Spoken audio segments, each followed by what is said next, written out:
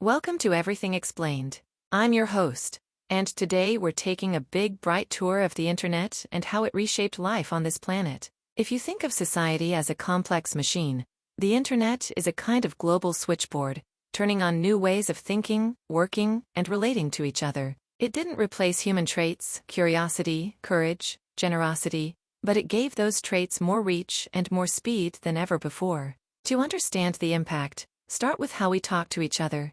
Before the web, a letter could take days to travel, and a phone call was limited by distance and cost. Now a message can travel around the world in seconds. The internet made friendship and collaboration less about geography and more about shared interests. It also stacked the deck for new kinds of communities: hobbyists swapping tips, patients finding doctors online, activists coordinating actions in days rather than months. Then there's information. The library of humanity fit in our pockets. A search bar became a compass. With one click, you can compare recipes, read medical guidelines, watch a tutorial, or dive into a long-form article. But access isn't evenly distributed. Some people ride a fast fiber highway, others must hike a slow dial-up road or rely on public hotspots. The equalizer promises come with a caveat. More information means more to sift through, and not all of it is true. Economy and work shifted too. The internet enabled new business models. Marketplaces that connect buyers and sellers without a big storefront, platforms that coordinate workers on demand, and digital currencies that blur national borders. It's easier now for a small team to launch a product, test an idea, and reach a global audience. But there's a flip side.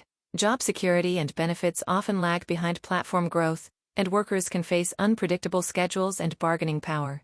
On everyday life, the internet acts like a new kind of town square. Social media and messaging apps let people share milestones, argue, laugh, or complain together. For better and worse, public life moved online. A celebrity's statement can be amplified or misread in minutes.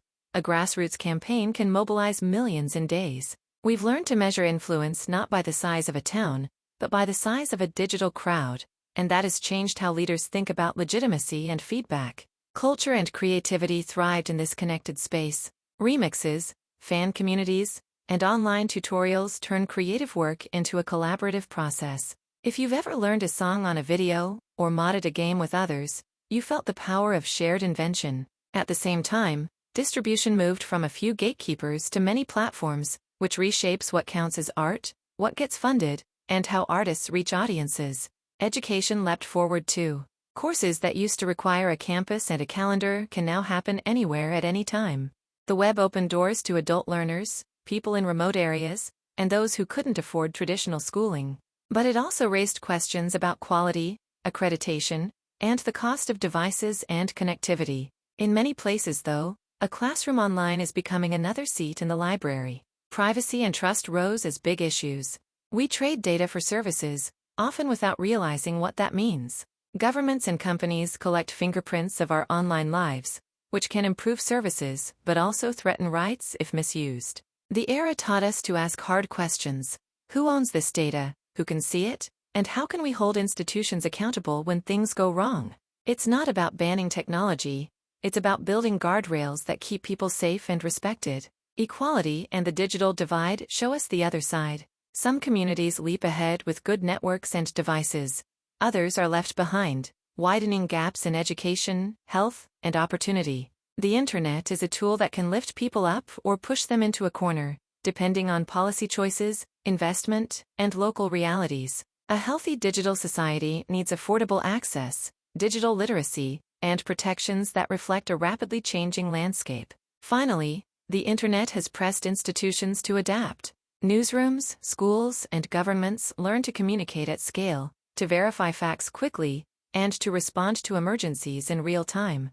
It's perhaps no accident that the last decade trained many of us to expect updates, transparency, and accountability from public life in the same breath as from a favorite app.